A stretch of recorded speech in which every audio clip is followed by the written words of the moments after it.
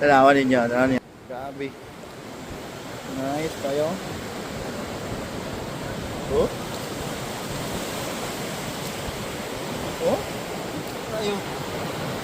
Oh?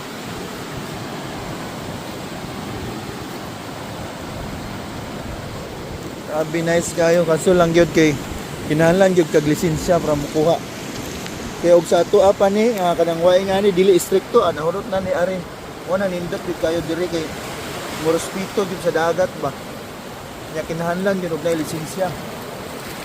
Nya naapoy limit pila ra kwaon. Dito kayo. Grabe. Nga na kanindot na daghan kayo na sila Kanina na mga ilalom sa kuan ba. Lalo man yung brag puste sa boulevard. Ito kayo? Diyan kayo. Oh? Grabe. Nice kayo. Ang problema lang yun, kaya kinahanglan lang yung kagalisensya para di ka maimpas. Para di ka mapriso. Yan ako pag yung kayong multa.